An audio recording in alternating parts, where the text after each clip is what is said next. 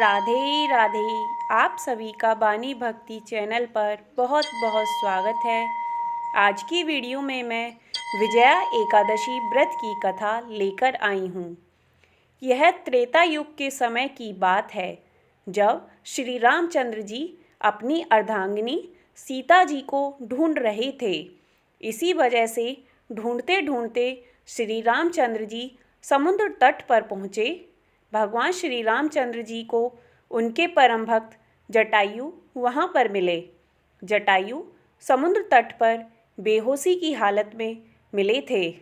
जटायु सीता माता को रावण से बचाते बचाते जख्मी होकर वहाँ पर पड़े हुए थे।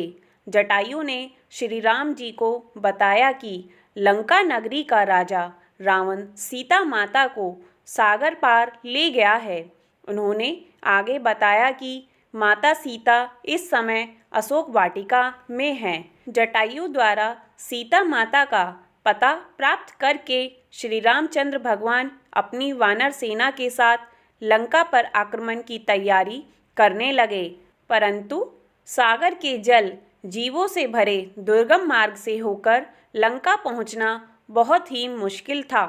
जब श्री रामचंद्र जी को समुद्र को लागने का कोई और मार्ग नहीं मिला, तब उन्होंने लक्ष्मण जी से पूछा कि इस समुद्र को पार करने का कोई उपाय मुझे सूझ नहीं रहा है।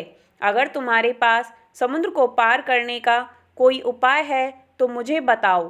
तब श्री रामचंद्र जी की बात सुनकर लक्ष्मण जी बोले, प्रभु आप तो महान हैं और न ही आपसे कोई बात छिपी हुई है।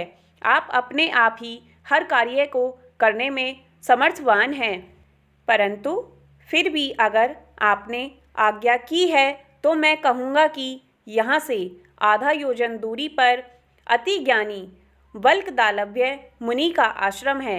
हमें वहीं जाकर उनसे ही इसका हल पूछना चाहिए। भगवान श्री राम जी लक्ष्मण जी के साथ वल्कदालभ्य मुनि के यहाँ पर पहुँचे और उन्हें प्रणाम करके अपना प्रश्न पूछा। हे मुनीश्वर, कृपा करके समुद्र मार्ग को पार करने का समाधान बतलाइए। तब मुनीश्वर ने कहा, हे श्री रामचंद्र, आप अपनी सेना के साथ फाल्गुन मास के कृष्ण पक्ष की एकादशी के दिन व्रत रखें। इस एकादशी के व्रत के प्रभाव से आप निश्चित ही समुद्र को लांघकर रावण को पराजित कर पाएंगे। साथ में मुनीश्वर ने कहा कि व्रत के बाद आप समुद्र पर पुल के निर्माण का कार्य आरंभ करके लंका पर अपनी सेना के साथ चढ़ाई करो।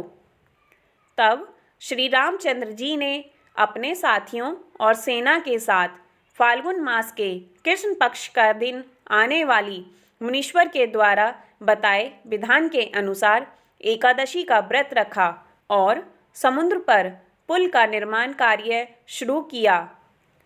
इस प्रकार बाद में चलकर श्री रामचंद्र जी का रावण के साथ युद्ध हुआ और इस युद्ध में रावण मारा गया और श्री रामचंद्र जी की विजय हुई।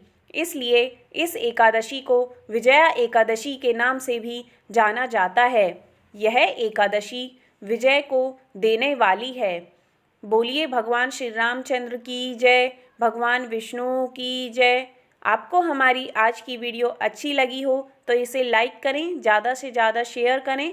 चैनल पर नए हैं तो चैनल को सब्सक्राइब करें। वीडियो देखने के लिए धन्यवाद। राधे राधे।